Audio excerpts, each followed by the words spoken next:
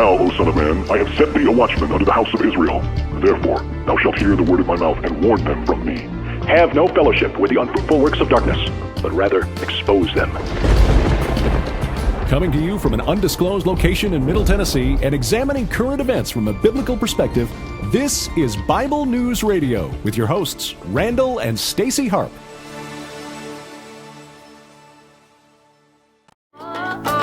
Nailed it. Yeah, I did. Hello, people. Wake up and smile. Everybody wake up. Come on. It's been like a whole day since I've been here. So you could hold me. In fact, 24 hours ago I was here.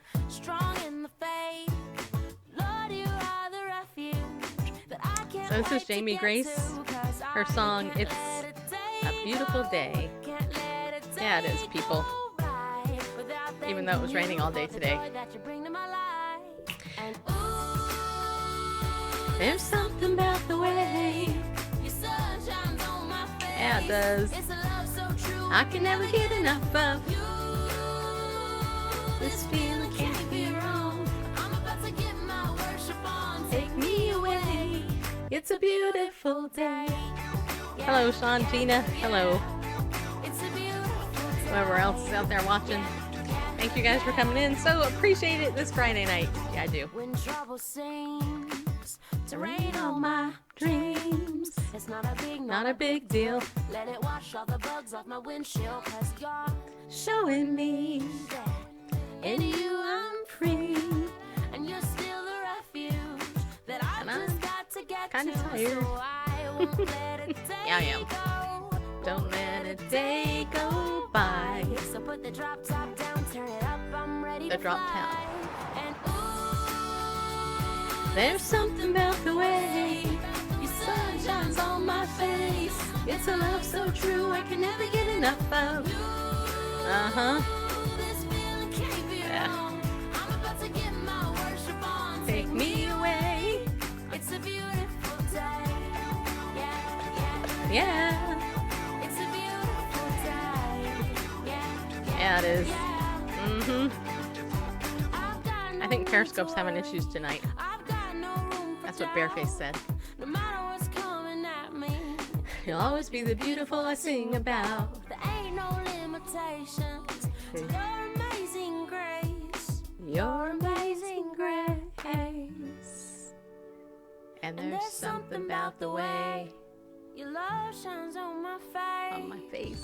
Oh no, I can never get enough of you. This feeling can't be wrong. I'm about to get my worship on. I'm gonna sing a brand new song. Yeah, I'm about to get my worship on. Take me away on this beautiful day. Yeah, it's a beautiful day. Yeah, it is. It's a beautiful day. I could do it higher, but I'm not going to.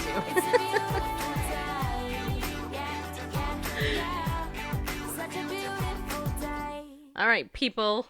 So that's what we're going to do. Okay, I know that Periscope's having issues tonight, but whatever. That's okay. We don't care, because you know what? We're broadcasting on like a whole bunch of other places, too. Yeah, we are. We're on YouTube. We're on Facebook. We're on Periscope. Where else are we? We're on Twitch and Mixer. Correct. And Mixer. And I didn't even look at my list tonight to remind myself. So, here's what we're going to do. Tonight we're actually doing something completely different. Well, not completely different. We're doing, we're going to do open phones tonight. Yeah, we are. We are going to let people call in and talk to us. Randall Pandlebearface is going to put up the phone number on our screen somewhere, and then people are going to be able to call in and talk to us. I believe. Oh wait, I shouldn't have done that. Hold on. Yeah, you've got an echo going on. I forgot. I should probably plug that back in. Wait, hold on. I'm technology challenged. I believe I've added it to the end of our ticker, so after we'll the shop being our Amazon should be the phone. I think it'd be better if you just put it like on the screen. Take our names out or something and put call in now. Maybe. Call now, people. Let's see. Do it. Call in. You know you want to talk to No, Bareface. didn't work. So. Oh, didn't work, huh? All right. So. You might all just right. have to put the phone number up. Yeah, I'll do it another way then. Mm-hmm. Yeah, well, let me take that off of there. You're going to go to Twitch? Okay. Chon is going to Twitch. All right, so let's see. If you're on YouTube, I see there's some of you over there. Put your, show us, tell us who you are. That way I know who you are. If I know you're there. Mm-hmm. And tomorrow night, the Non-Prophet's Guide to the Book of Revelation. The end is near. Wait, is that what it says? No, it says the end. Todd Hampson is going to be our guest, unless, something happens and he has to cancel at the last minute. I hope not, because we've been promoting this all week. And I'm going to give away a copy of this book tomorrow night. Look at that. It's this thick. Yep. And on the back of it, it says, everything you wanted to understand about the Book of Revelation explained. Yeah, it is. In the final book of the Bible, if the final book of the Bible has ever left you scratching your head or wondering what to make of plagues and horsemen, your friendly nonprofit is here to help you read Revelation as never before. Full of fascinating content and engaging graphics, you'll find this a user-friendly guide to the Apostle John's prophecies about the last days. This concise and appealing study removes the fear factor and demystifies the capstone book of the Bible. Provides biblical clarity about the key events in the end times. Yep. Helps reclaim your hope, confidence, and joy in the promised future. And the Nonprofit's Guide to the Book of Revelation offers informative study tools for understanding Bible prophecy and applying its practical truths to your life today, people. The last days are nearer than ever before. There's no better time to understand the present in light of history's final outcome. So, tomorrow night, people! Can't wait. It's going to be fun. It's going to be fun. Todd is great. You are going to love Todd. If you've never seen Todd, you really enjoy him. And this book, too, is just loaded with, fun cartoons and stuff. I mean, you can't really see them all, but I will try to hold up. It's hard to hear you with the book between you and the microphone. It's tried to, yeah, but so there's all these fun cartoons and pictures throughout, so this is really a book for adults that you could look at. It's fun. You see that? Isn't that great? Yeah, it is. Look at that. I'm tempted to not give you this book. I'm tempted to auction this book off on eBay. Just kidding. Okay, so tomorrow night, join me. It's going to be fun. And if you are an archive watcher and you don't show up live, you're not going to have a chance to win that book. So you got to be live, people. And Barb is over on YouTube. And probably somebody else we know. By the way, if you have not yet subscribed to our YouTube channel, then we're looking towards 1,000 subscribers, which would be super awesome. We've been told we should have way more than that, but of course we don't. Whatever. But if you want to go over to Bible News Radio, put youtube.com in front of that. That's our YouTube channel. Robert W2B. Okay, thank you for joining us as well. Oops, wait a minute. Okay. And Mia, my superhero paramedic friend, is here. And my Luke bear is over there. By the way, see how buff I'm getting from playing so much pickleball, people? Yeah, see that? I got middle-aged flab, but I'm, I also got some muscle there too. All right. Okay, so tonight's topic is news, but what we're going to start out with is we're going to start out with this article. We are? Well, from the Mission America. Isn't that what you named our show? Yeah, I was still working on the phone number? Yeah, but let me... Okay, Bareface is... Let me go ahead. Oh, you don't have to put up the thing. I can just read it, Yeah, we can do it.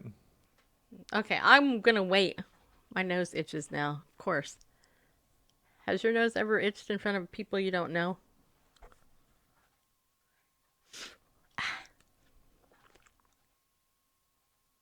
Okay.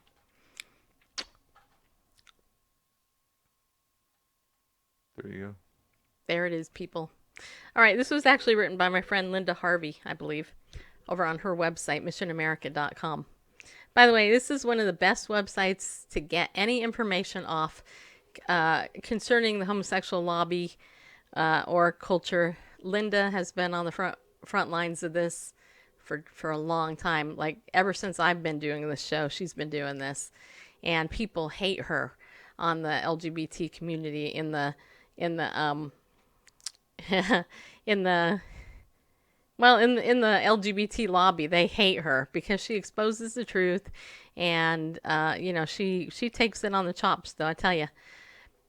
But anyway, listen to this. The occult roots of drag identity. Men who dress as women love Halloween, and not just for the costuming opportunities. They are often keenly attuned to the dark spirits of the season and willing to do their bizarre, depraved bidding. It's one more reason to keep vulnerable children away from homosexual gender indoctrination sessions, quote, drag, unquote, tutorials, and parents excluded, quote, safe sex discussions at your local library. These wicked people are eagerly seducing and grooming children right under our eyes if we let them. Drag queens are a scary presence for little kids. The young mesmerized faces hearing the allegedly inclusive lessons and watching the sexual gyrations tell the real story. Yeah, they do. Something's strange in this neighborhood, and youngsters get it, even if their clueless parents giggle and nod alongside the corrupted librarians. The truth is, gender benders, public readings, and sexualized performances are often influenced by an otherworldly realm. It turns out that many drag identifiers follow paganism, witchcraft, or Satanism. They don't even try to hide this close connection. And this is so true.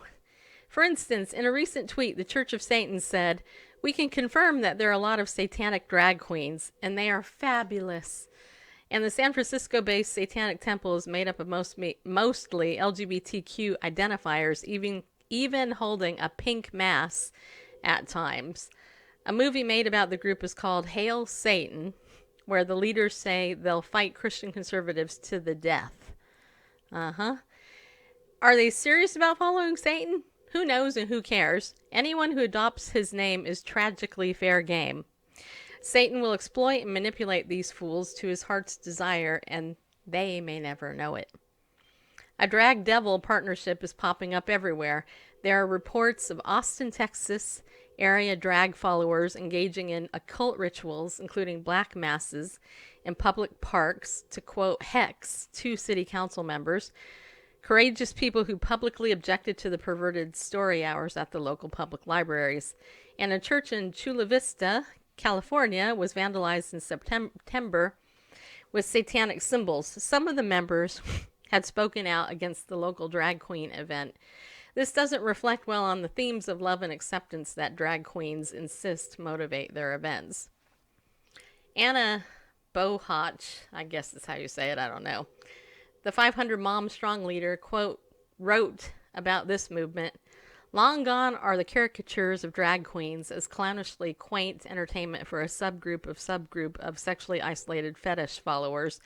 Nowadays, they want, nay, they demand that you openly declare your support for their desires, which is focused like a laser beam on your children." In Long Beach, California in 2017, a photo surfaced of a devil-horned library presenter who one homosexual website dubbed a satanic goddess. Quickly dismissed as a joke, one has to ask, so what? Does any discerning parent want someone to read books to their children or do anything with our kids who dresses like a freak and jokes about such serious matters? Yeah? Let's, just to know that, let me try to get myself here on the screen, just so folks know what we're talking about in that case, or the other. Let's go ahead and look at this individual that they're talking about. Mm-hmm. Let me get it up here. Okay. Yeah. Yeah, if I had a child, I would not let them see that. Yeah, and the books there, just, I don't know, right. The book is open, but the books on the table are families, families, families. which basically is a book that says love defines a family. It doesn't matter, they come in all shapes and sizes and genders and whatever, but love is what defines a family. And then the other book on the right side, if you can't read it, is Not All Princesses Dress in Pink, which is a gender-bending book. And so, and I don't know what book is being read there by this Yeah, I can't see it. devil-horned whatever. Yeah. Man in drag. It's pretty bad, people. With horns, flowers, and just it's just creepy. It would be one thing if this was just at Halloween they did this, but it's not. It's like other times of the year, right? Mm-hmm. So, do you want me to finish reading this? Yeah, that'd be good. Okay. So it goes on to say here, the weapons of their warfare are not carnal indeed, but neither are ours, and ours are far mightier. Praise God, there are believers in Christ who continue to oppose these depraved events, and in the end, our side wins. Count on it. But in the meantime, parents must keep speaking out and standing up, and more are doing so every day. Families also need discernment to understand how commonplace and mainstream sorcery has become, and how likely it is your children will come face to face with these practices in their everyday lives. At least 1.5 million Americans are witches and pagans, according to some reports, which is comparable to the membership of the Presbyterian Church USA. Note, they're not saying that the Presbyterian Church USA are all witches and stuff, but just saying. Size-wise. Also, I would say, let's see here. What was the other thing I was going to say? Oh, this just says children. I would add grandchildren because I know a lot of you have grandchildren. So, just so you know. Current politics drives some occult activities with LGBTQ identifiers often leading the charge. Hexes and curses against conservative political figures have become common since the 2016 election. One article described the new hexing trend. Dakota somebody, a 29-year-old transgender queer witch and co-owner of Catlin Books and Witch Shop in Brooklyn, is pleased with the outcome of the ritual hex placed on U.S. Supreme Court Justice Brett Kavanaugh in October of 2018. Another man, Michael Hughes, has been organizing witchcraft rituals to bind Donald Trump since 2017 and is doing so this year, a week before Halloween, which would be like this week. So those who claim Halloween is just about candy and costumes need to think again. It is shaping up as a significant force and not in a positive direction. Around the country this October, there were numerous drag queen story events with Halloween themes. Tucson for all ages, Dallas, Atlanta, Riverside, California, where I grew up, Philadelphia, St. Petersburg, and Ames, Iowa, an all-ages drag show where children could perform if they wanted, received substantial community pushback. Good for them. But apparently, there's a new venue for child propaganda sessions. College campuses. Michigan State University recently held a drag event for little children and some students. And just as we've been alerting parents, it was timed to coincide with Coming Out Day on October 11th. So the goal of these female impersonators was clearly to influence minor children to embrace and then announce a homosexual or gender-confused identity. Female impersonators, right? So that ugly thing that you saw earlier, that's impersonating a female? I'm sorry, but hello, people. I am a real female. Yeah, I am. I have beautiful blonde hair, beautiful blue eyes. I have a bust that is robust. That was supposed to be funny. I have a girl's body, just saying. I got little hands. I have a cute little nose. I have lips that lipstick looks good on. Yeah. So that's kind of an insult to call that like a woman impersonator to me, but whatever.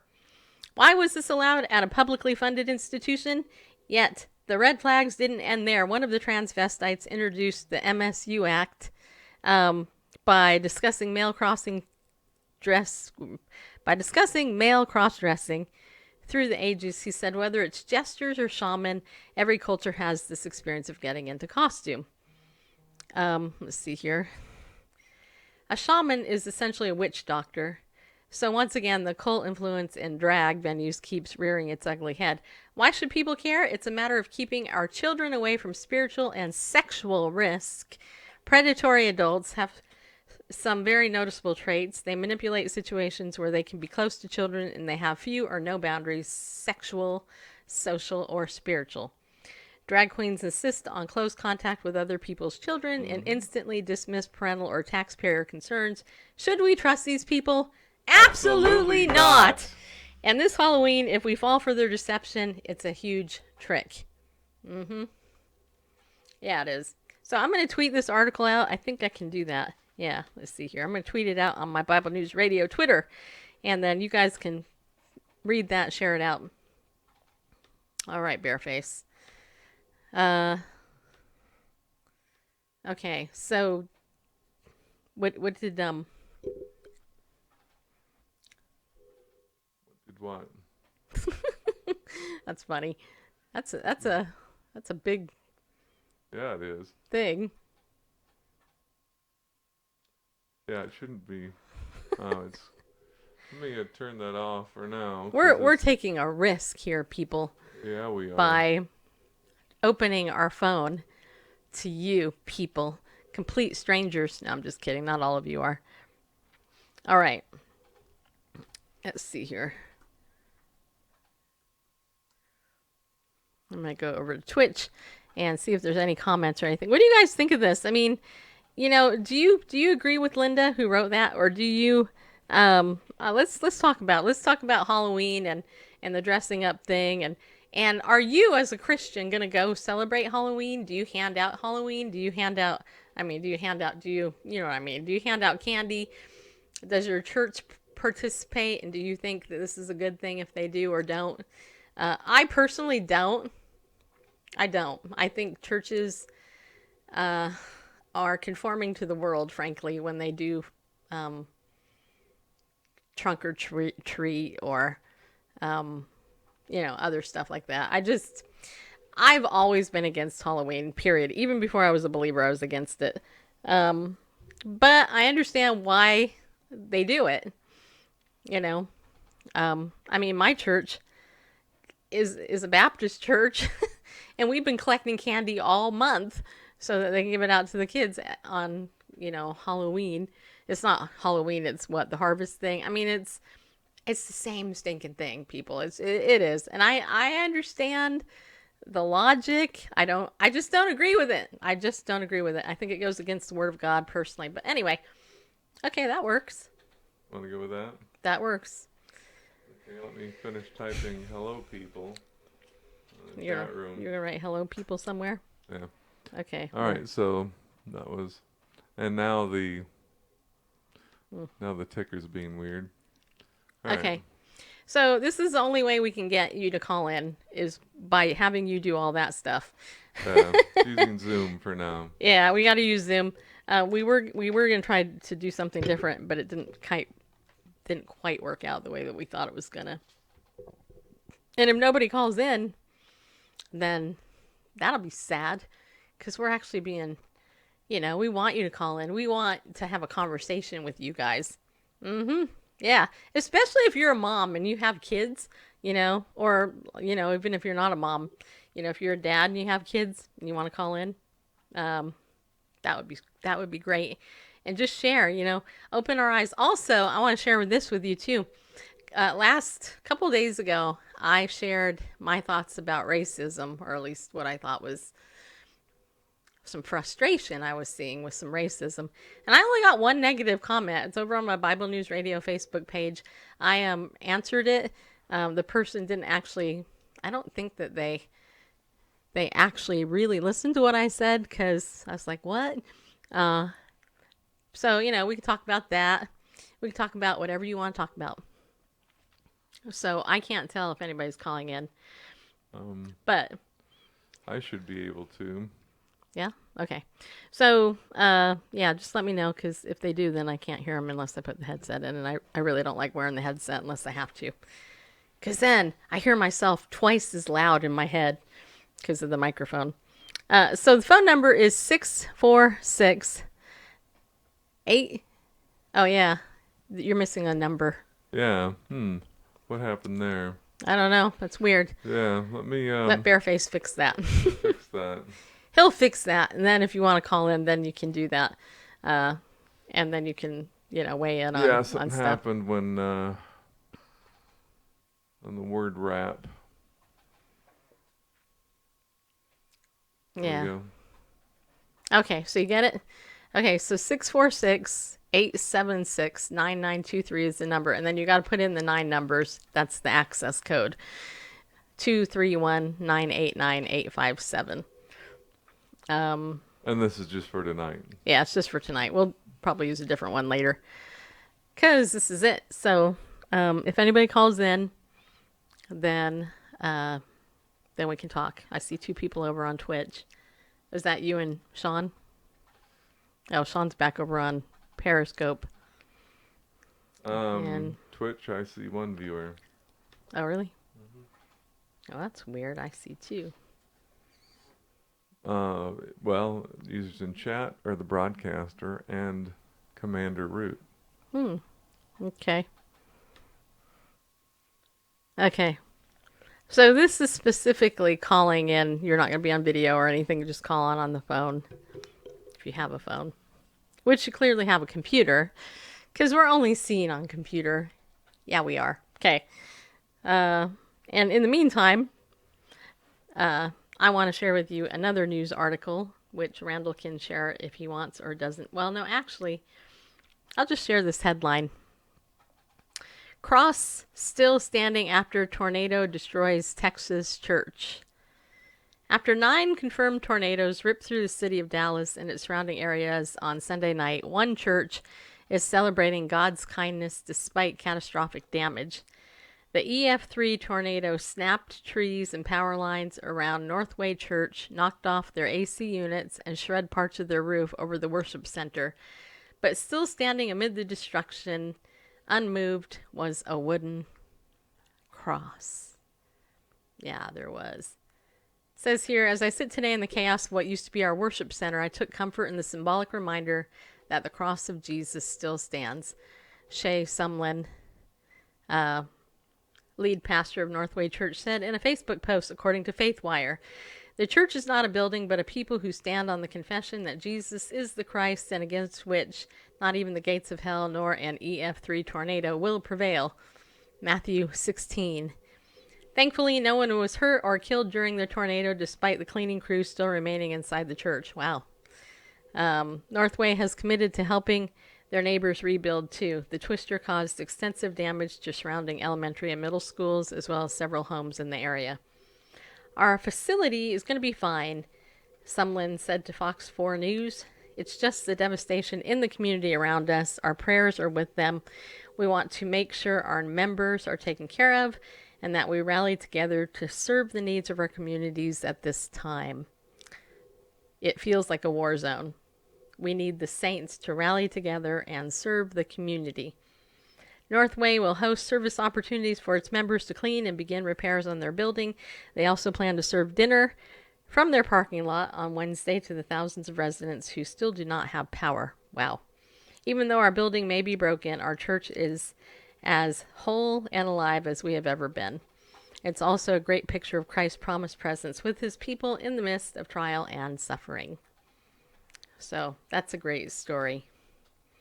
Not that the damage took place, but, I like to see the good attitude of believers witnessing to the rest of the community. Because, how many of you out there think that you're the only believer, that you only hang out with believers and pretty much everybody you know are believers? Just so you know, it's not true. Even the people that you think are believers, not all of them are. Just so you know. Okay. Has anybody called in yet?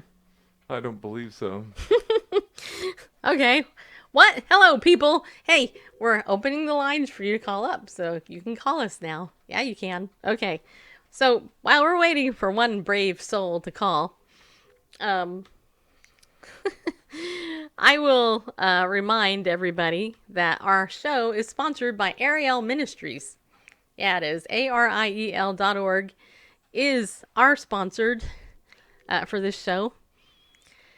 They have been very good to us, this ministry. I think their reward in heaven is great. They have never, ever, ever condemned us in any way. They've never attacked anything that we've put on our show. They've literally just supported what we do. And, that's great, because I can tell you I've had other people try to advertise on my show that I've had guests that refuse to come on my show because we support the gay, we support exposing the gay agenda and things like that. Ariel has never done that. They have just supported what Randall and I do, and they gave our audience a 20% off coupon code, which I believe is the only place they have ever done that to us. They have invested in this show for the last 3 years. Believing in us and actually venturing into social media, which ministries like Ariel don't really do a whole lot of. They're very old school in their approach. And so, do us a favor and support Ariel because they support us. And if you're somebody that doesn't actually donate to our show, this is a good way to donate to our show because it shows them that our viewers support our sponsor. And so please do that. Also, if you want to donate directly to us, you can do that at our website, BibleNewsRadio.com/give. The PayPal button is there, or there's an address you can send a gift to. Whatever the Lord lays on your heart, that's cool. We believe, I have to tell you, God is good. He continually surprises me how he gives to us. And you think about how he gives to you too, by the way. Today I was playing pickleball this morning, and my friend Mike, FBI agent, was kicking my butt, people. He was just picking on me. I think I might even have a bruise on my arm. Do I? Is it there? I got hit with the pickleball right around there. Well, anyway, man. A little bit. Yeah, he just whacked me.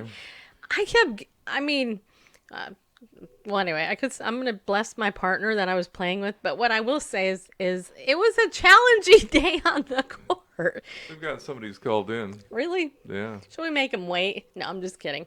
But what I was going to say, though, is, let me just finish the thought, is that I had two of my friends come up to me and say, hey, you know what? We saw your need for your dog, and, we love you, and we're going to give you some money to help you pay off that huge, ridiculously sized vet bill.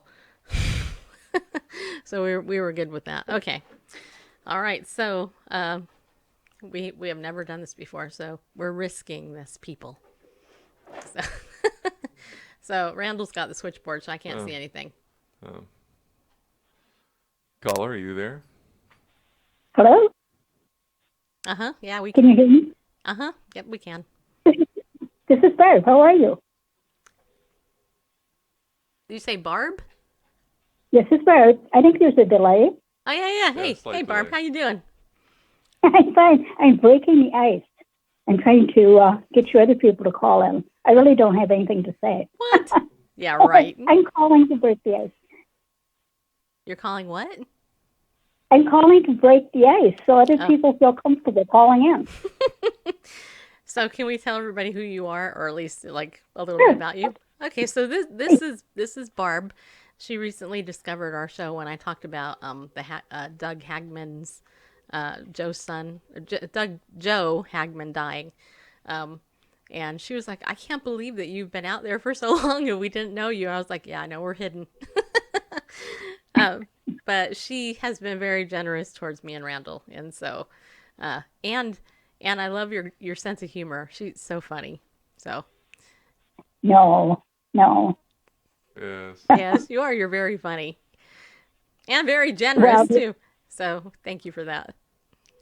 Oh, you're welcome. Well, I'm cutting you off at the knees now because we're broke. So I understand. Well, okay. So, what did you think of the occult roots of the drag story, or the Halloween issue? I mean, I know that you have a very interesting background, and we would love to hear what you think about it. I actually would love to hear what you think.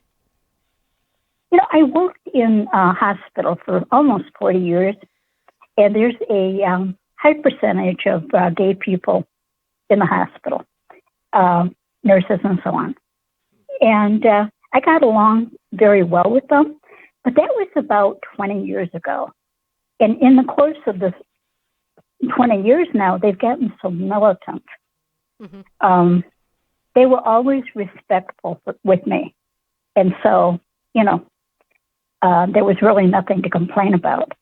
But recently, I had a tenant, though he was a Christian, he came in and he was constantly testing me to see if I would accept him.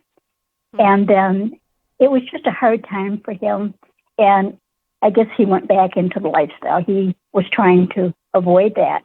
And once he did, this militancy took over again. And it was just really something to see. It was very sad. So that's my major complaint now. Yeah. Do you think that there are demons attached to the homosexual lobby? That's a blunt question. Oh, I would say it was a principality, probably more than a demon. Yeah. Wow. One of those bigger entities. Yeah. Now, what about? And it's got. Go ahead. No, go ahead. Finish. Oh, no, I'm waiting for your question. No, I was just gonna ask about Halloween. What do you think about churches and how they do Halloween? I have a mixed thing here. I think we should, with the kids, I think with the adults, you should really raise an issue and be forceful about it. With the kids, when you forbid something and they don't really understand, mm-hmm. it becomes more enticing. Right. And so this is delicate.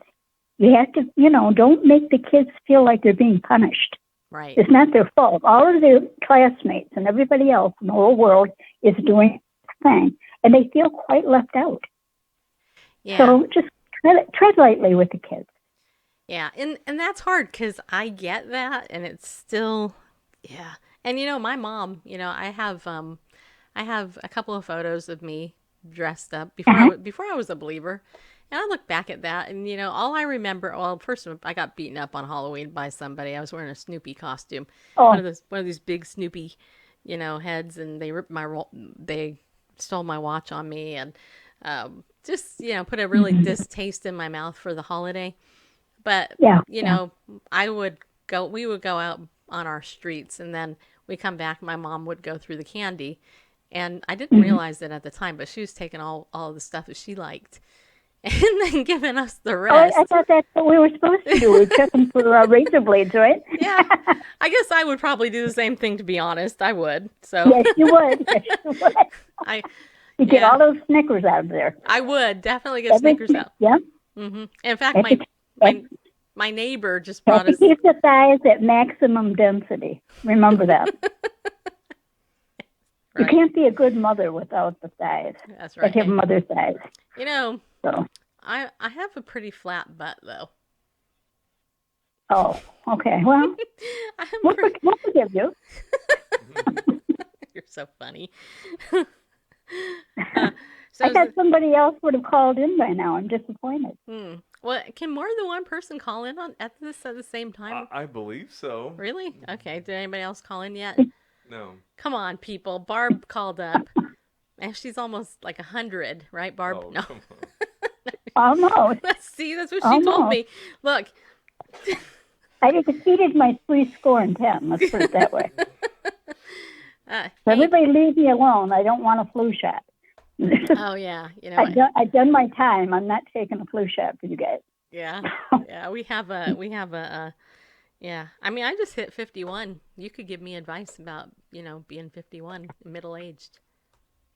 Well, whatever it is, you do the exact opposite. I know you would. Oh, really? Probably. I'm such a rebel, So are you looking forward to my interview tomorrow with Todd? Yeah. Yeah. It's going to be good. I'm looking forward to it. Good. So, I'm glad. It was always kind of a mystery to me. As a little kid, I realize now as an adult that carried through.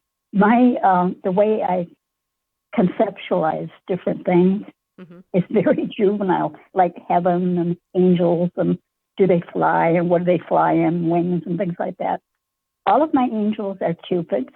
They float on a cloud. I mean, I have traditional angels.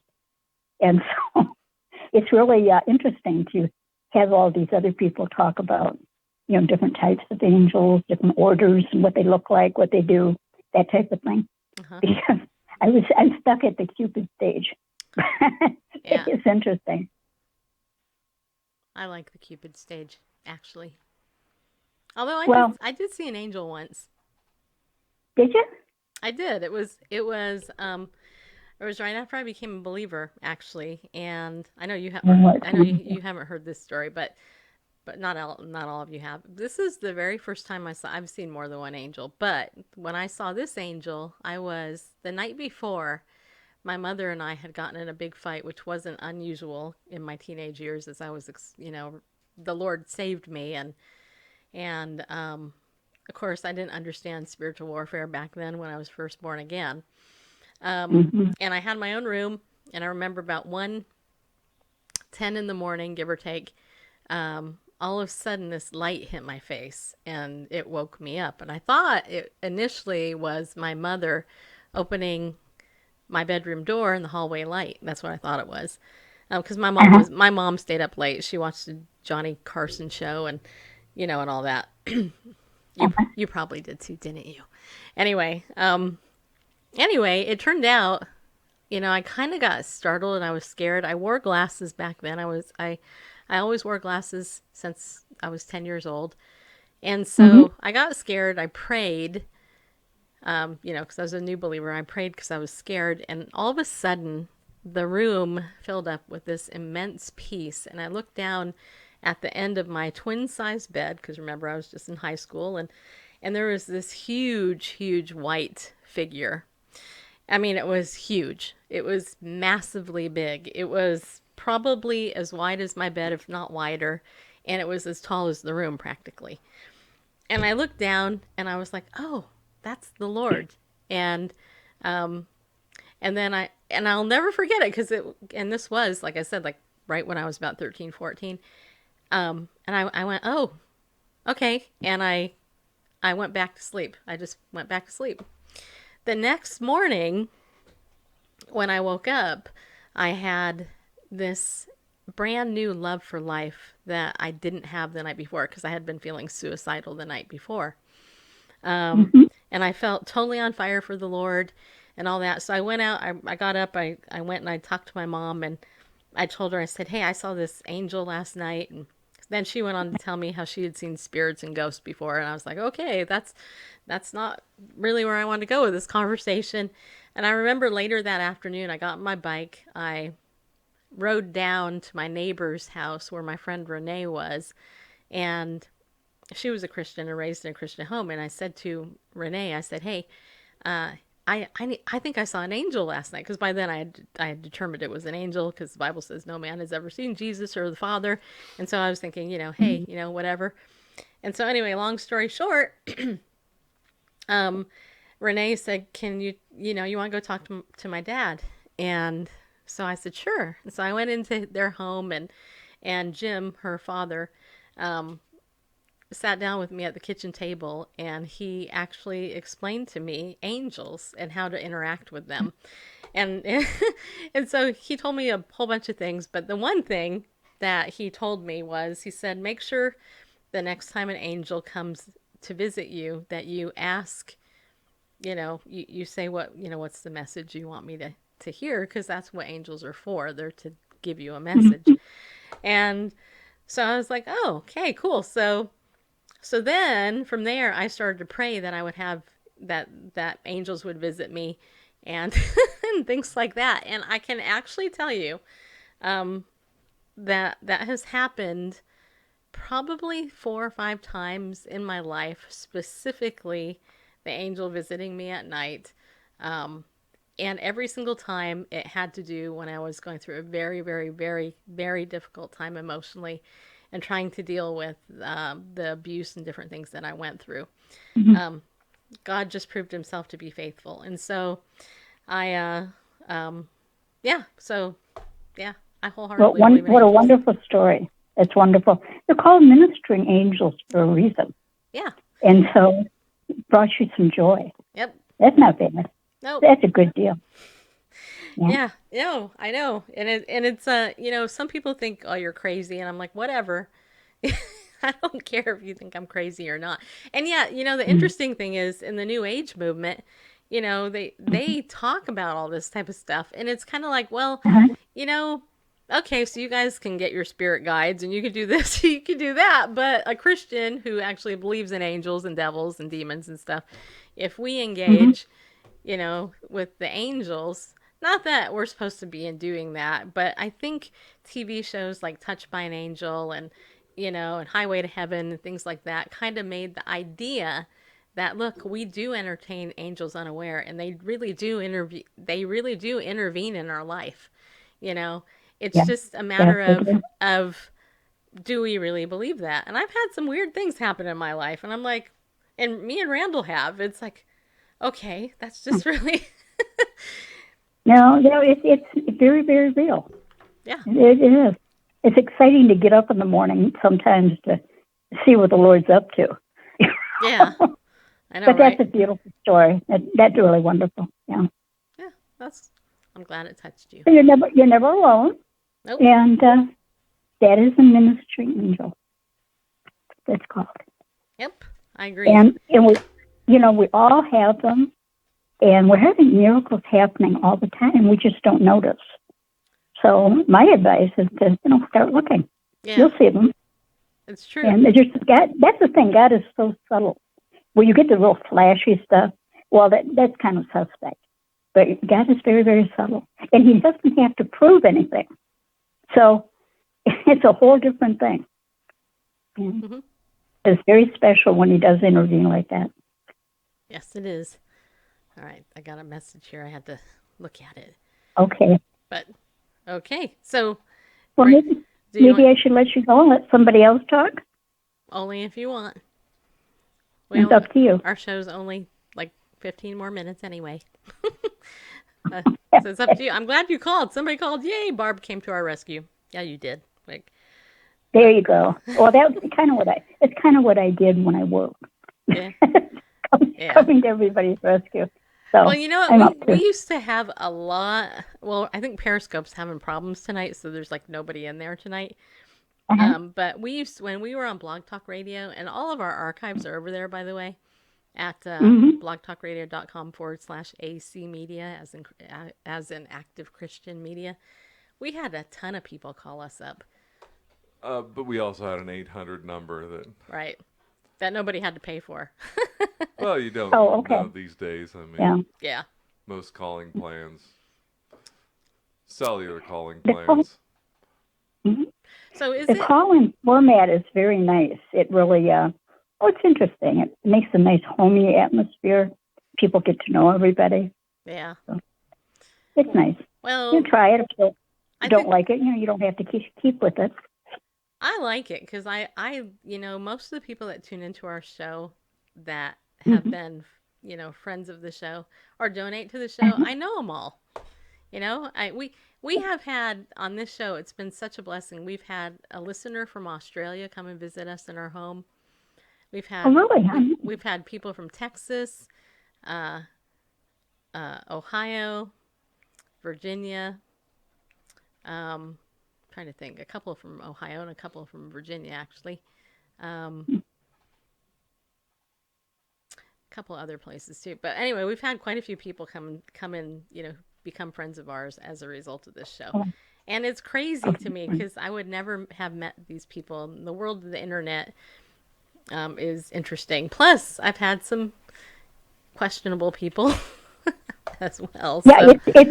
It's not for the faint of heart, is it? I mean, it's really, you get almost anything on the internet, and you have to be a little careful. Yeah.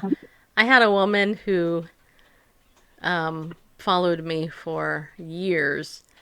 She donated, she followed, she was, clandestine practically the whole time. And then she wanted help she wanted me to coach her, because at the time I was kind of doing some coaching. And I was doing video coaching. And so I told her, I said, look, I need proof of who you are. I need to see your license. I need you on camera and all that. And after that, she went away forever. Really? Yeah, Okay. she actually told me she was donating in her sister's name, and yeah. Anyway, she wouldn't. I was like, okay, that's the weirdest thing. So there's some weirdos out there, for sure. Yes, yes, there are. Yeah, Yes, there are. You have to be careful. but I try not to think about it too much. For me, it's mostly been, well, actually everybody. For me, it's always women. Okay. Well, I think maybe I'd taken up enough of your time. I don't want you to be worried. Oh no, I'm not worried about you. But anyway, yeah. But anyway, so. But you know what? When a man holds a grudge, watch out. Oh, jeez. I mean, women are bad. They can be bad, but men, when they just say, "Oh," they just pull out the stuff. So. Yeah. Well, for me, I make it really clear. If you lie to me, you're not going to be in a relationship with me. I'll give you a few chances, but if you keep lying to me and, playing games with me, I just can't, I can't deal with that. To me, that is, it speaks to the lack of integrity of that person. And if they're not aware that they're lying to me, they've been told that they're lying to me and we've explained it, it's like, forget it. I just can't go there anymore. I just can't.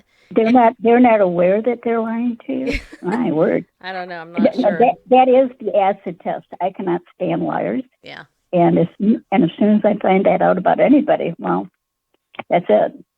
Yeah. You warned me, I think. Pardon? I think you warned me about lying, didn't you? Yeah, you did. I don't remember now. I couldn't. No. Yeah. Well, one of the things you said was you thought that me and Randall were authentic so far. So I'm glad. Oh, hey, listen, after some of the experiences I've had, yeah, I may be testing for the rest of my natural life. I'm sorry. It's not your fault. No, I know. I understand. Trust me. No, don't do that. Don't trust me. There you go. Don't. Do what Ronald Reagan said. Trust but verify. So, yeah. It's funny because this little niche of the internet, truly, I did not know you existed. I'm going, how did I miss her? I know. How is it, don't you... I did a lot on Blog Talk and then, over to YouTube and things like that. And I guess I was just in my own little ghetto. This is what I find really weird, though, about that whole thing is for years I have been connected to, L.A. Marzulli and... Tom Horn and the Prophecy Watchers and all the big names in the quote so-called fringy areas of Christianity. I've interviewed all these guys. I've interviewed Bill Salas, and he's a wonderful guy, by the way. And just a lot of people get all these guys on my show, but no one knows who the heck I am.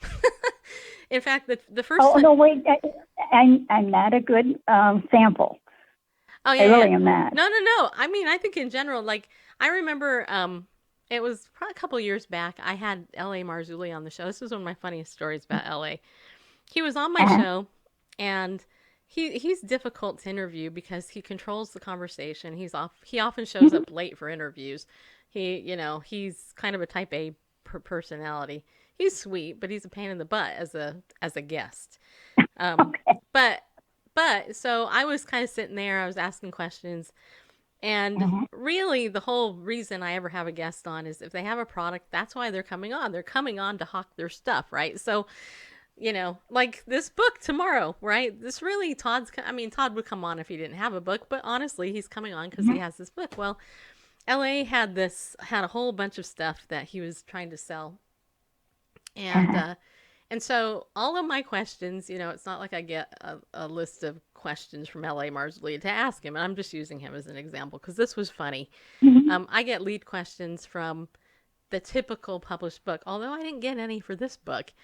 I don't think. But anyway, so I was making the conversation about his product and asking benign questions, giving him the opportunity basically to sell the product himself. Because that's what they're supposed to do, right? That's what you do. And anyway, long story short, the next day on my Facebook page, there were a whole bunch of insults from this one particular commenter telling me how horrible I was as a interviewer and I'm not serious enough, blah, blah, blah, blah, you know, blah, blah, blah, blah. Women should shut up in the church, you know, that type of stuff.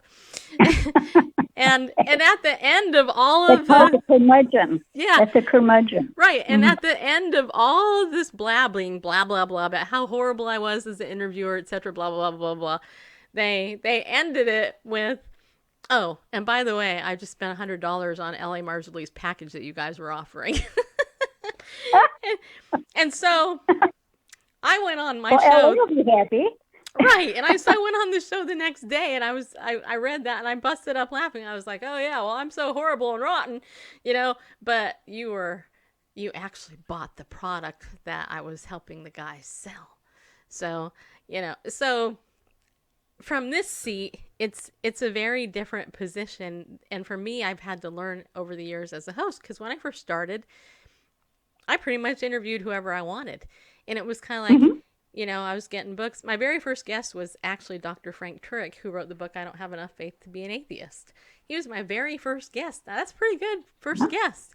And then I had Amy Grant shortly after that. And then from there, just, you know, the names, you know, kept coming. But I didn't know at the time. I never went to broadcasting school. I didn't know what the heck I was doing. So I would listen to my favorite talk show host and I would listen to what she would do. And I actually wrote down her script, like how she, you know, transferred to a call and how she hung up and got rid of a call, how she went to a break, all that. I did all of that. You know, I was like, okay, I'm going to do this. And at the time, I recorded my show, and then eventually I went to live broadcasting, which is a completely different issue. Completely. I prefer live over taped any day for a couple of reasons. Because if you're kind of a perfectionist, you want to go back and edit stuff, and that would be Randall's issue, not mine. But over time, I began to realize, okay, look, this is why I'm getting these interviews, because this person has a book. You know, this person has a CD, this person has a seminar, or whatever. And, you know, but the focus changed to the relationship as well. And then at one point, frankly, Barb, I got so sick of guests that I just said, okay, you know what? I'm not going to interview anybody. I'm just going to like go cold turkey for 3 months, not interview anybody. I'm going to see if I garner an audience without any guest. And we did. Me and Randall actually got people listening to us without a guest. And we were like, oh my gosh, this is amazing. People are actually tuning in for us. And that was the funny part for us. And really when... Why I tune in. I don't think it's so absurd. Well, but you gotta... I tune in for you guys. I know, but you have to understand that was years ago. Like years ago, I came to that realization, oh my gosh, people actually just will tune in to listen to me and Randall. Or me. Actually, it was me for a while, and then Randall. So over the years, I have developed a relationship with our audience. And what I always thought was a weakness in my own life, because my brother called me weird, and you have a weird sense of humor, and you laugh at your own jokes, and blah, blah, blah, blah, blah, blah, blah, blah. You know, that's actually what garnered me an audience. So I'm like, whatever, okay. I've never like it for you. Yes, they do. I've never been one that has really cared all that much about what people think about me, though, to be honest. I've never had that issue where I like care so much, like people really care about like what I look like. I really haven't. It's the weirdest thing. It's not like I don't care, but it's like I don't care. You know what I mean? Yeah. Well, I'm with you there. Yeah. I really am. There's a lot of freedom in that.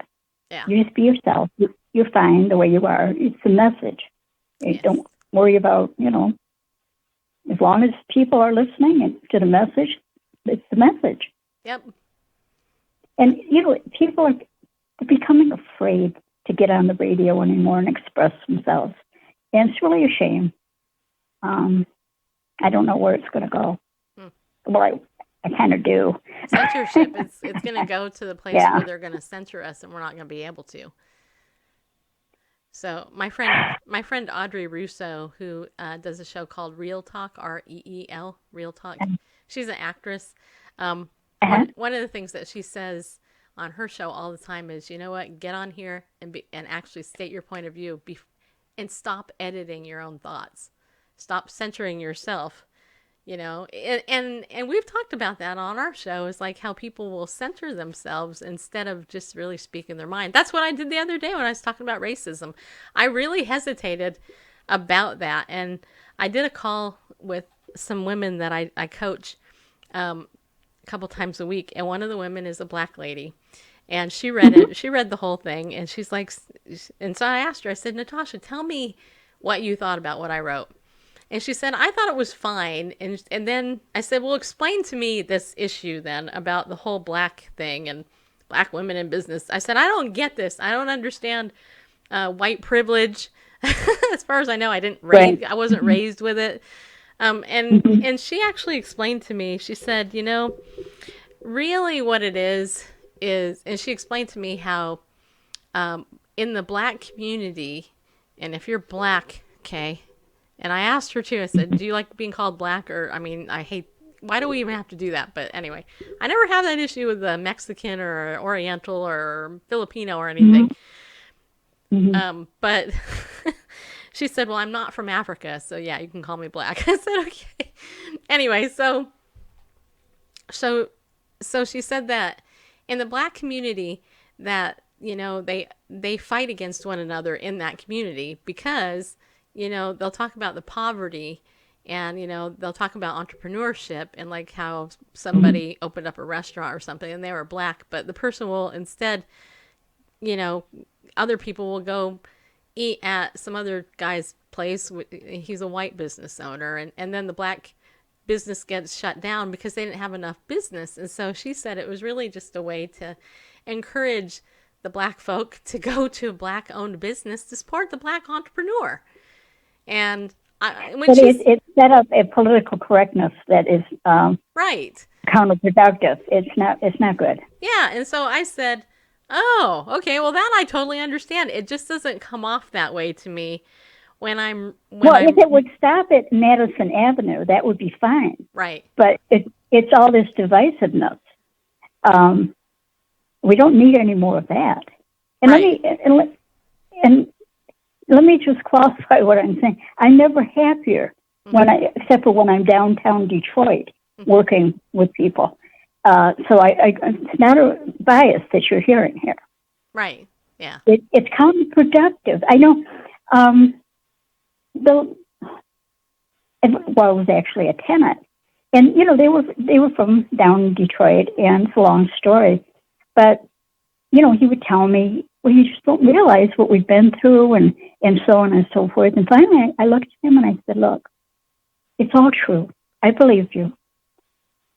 But don't be a victim because that's not going to help you. Right. It's just not going to help you. But I hear you. Yeah. I did the best I could, but I know what I said was correct. Right. Yeah. But nobody. At least that's what he says.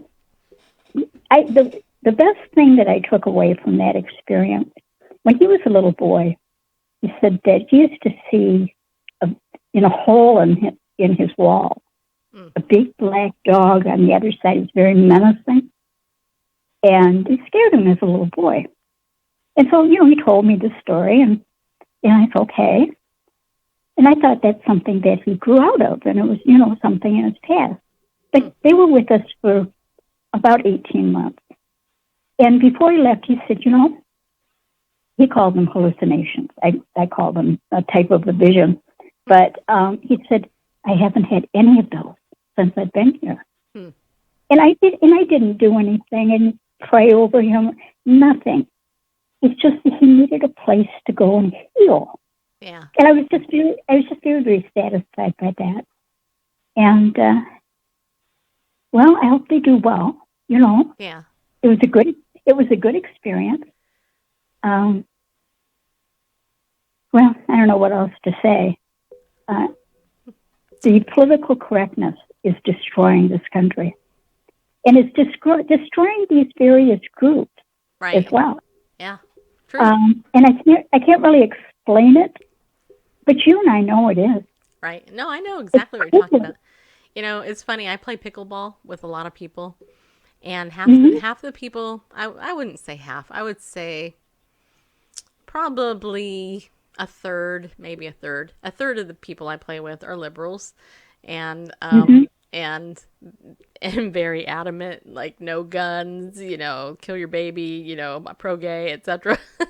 All that stuff. And they are certifiable.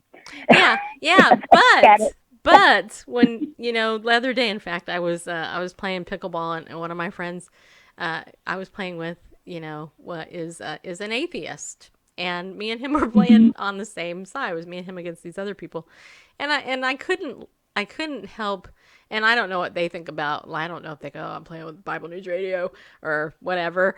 But I laughed internally because I thought to myself, the Lord has me playing with an atheist. And he's on. I think that term is an oxymoron. I do not believe that there are atheists. Right. But I do not believe it. But you know what I'm saying. But anyway, the thing is but he's on my side, and we're playing together. And that just goes to show you that, pickleball can bring people together, people. There you go.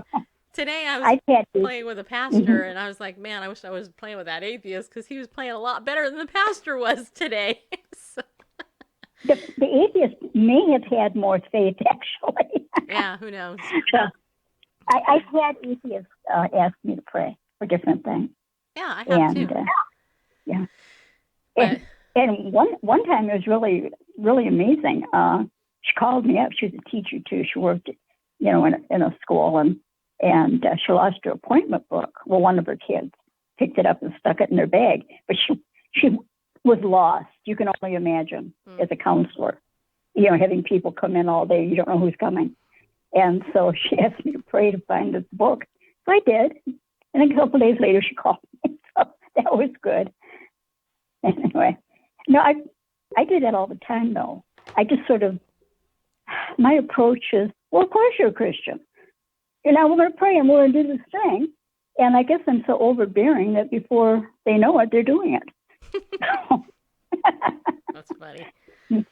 The Barb approach to evangelism, you probably don't want to copy it, but... Now, I have my own approach, which is put my foot in my mouth constantly, but whatever. I don't care. My new book coming out is called Pickleball Faith. That's what it's all about, really. It's about the relationships that I've built in pickleball, but really my relationship with God and some things that he's done in that community. It really carries over to everywhere, but pickleball it's everywhere. It's everywhere. We should be living and breathing. Every breath that we take should be an expression of the Lord. Mm-hmm. And it is. It is. People are looking at us, I know, especially checking out their behavior. I have no idea what you look like. You should send me a picture. Oh, my goodness. Well, all right, you asked for it. Okay, I will. We won't put it on the screen, but yeah, I was like, who is this woman? How will I know? But actually, I do know, because it's weird talking to somebody that you've never seen, because you kind of visualize what you think they look like, right? Oh, that's interesting. What do you think I look like? Oh, geez. I don't know. Okay, what do I think you look like? No, chicken. Chicken. Okay, I was just going to say, what do I think you look like? Okay, let's see. Okay, so well, you've made a comment about your girth, right? I mean, you more or less said you're... Oh, yes. Yeah. I'm in the Thunderside Club, yes. Are you? Okay, but that's questionable. My aunt, who is 70, thinks she's fat, and it's like, you know what? She's like this petite 5'2" person who's like a size 10 or something. I don't know. Listen, thin may be in, but fat is where it's at, and don't you forget it. Gotcha. I have no clue. I mean, you're older. Do you have wrinkles? Let's see. Okay, maybe a little here, like around your eyeballs. That's probably it. And I would say that you probably have like some smiley wrinkles, if you have any, because you smile a lot. I can tell that. I've got a lot of frown ones too. I had teenagers. Oh, you did? So. Okay, well, I don't have any of those. I got a big baby in diapers, though. He's 91. But anyway, You know, so he makes me Listen, laugh. I've taken up enough time, so I'm going to let you go. And you need to do your commercials. You're past due, I think. Actually, I already did my commercials. Weren't you listening? Oh, I missed it. Okay.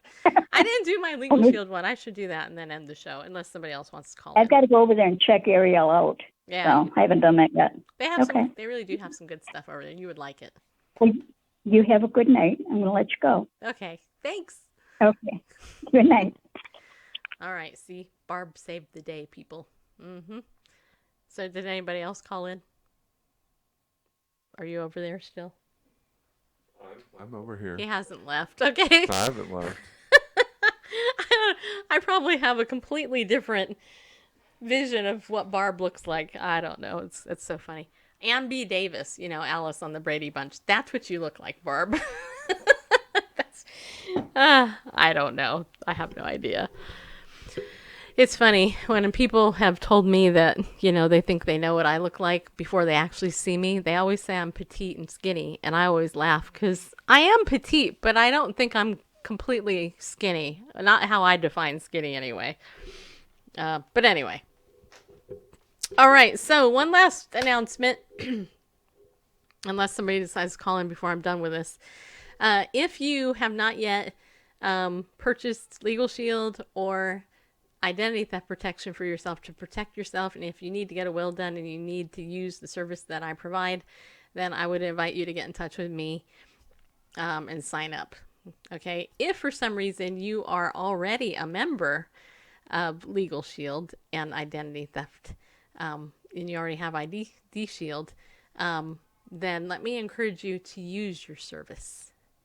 Use it. Get your will done. If you're one of my members and you still have not got your will done yet, contact your attorney provider law firm and get it done. That's part of the reason you bought the service. And you know what? Most people, actually the stats show here in Tennessee, people in Tennessee, what was the stat, Randall? Something like 3% of the people who get the service get their will done. I mean, it was ridiculously how low. I mean, it was really a low number. So get your stuff done. ID Shield, if you have not signed up for that, I really want to encourage you to do that. You know, I was talking to somebody today. They were telling me about, who was it that was telling me? It was somebody, or no, maybe it was on my call.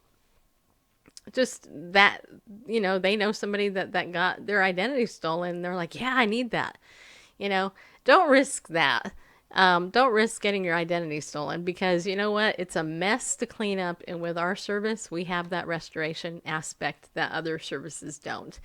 And we're more affordable than they are too, by the way. So you can get in touch with me. Just contact me through Bible News Radio anywhere, even my website. You can email us through there, like Barb has. Facebook, I usually check Facebook last, just so you know, as far as on my page. You know, or Twitter, you can tweet me too. And you can do that. Also, if you're not on my text message list yet, text Bible News. It's coming across the screen right now. Text that term Bible News right down there to 33222. You'll get my scripture I send out every day. If I remember, you'll get tweeted about when our show is on.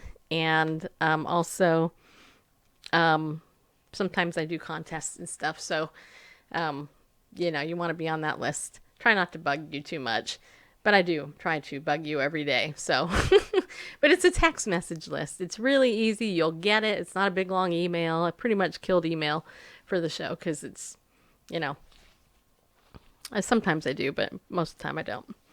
Okay, Bareface, do you have any other announcements or anything? No other announcements or anything. No callers? Nope. It was just Barb. Yep. Okay. I thought that was cool. I love when people call in and talk. You know, if they found it's like, really, how hard was that? So I think It was so sweet. I'm gonna end this meeting that's out there. We're gonna end the meeting. Okay, that's it. No more people can call in. I mean, if we're going off air, right? So Yeah, we're gonna go off air. So, I'm tired. Randall's tired. I am sore from playing pickleball too much, which is my own fault. I admit it. But I am happy to say I will report that I did eat chicken tonight, And so far I haven't gotten sick. I was scared after getting food poisoning. Gosh, ugh. I didn't want to eat chicken. But I overcame, people. Yeah, I did. The chicken didn't. The chicken was dead. Anyway, I hope you guys have a good night. Tomorrow, like I said, the Nonprofit's Guide to the Book of Revelation is going to be our topic with Todd Hampson. Right there, Todd Hampson is our guest. So make sure you check us out live. We're going to give away 1 copy of this book to whoever calls in or talks to us tomorrow whenever I do that giveaway. So hope to see you then. I won't actually see you, but you'll see me. But you know what I mean. So remember, be bold, stand up, and go with God, because he loves you, everybody. Yeah, he does.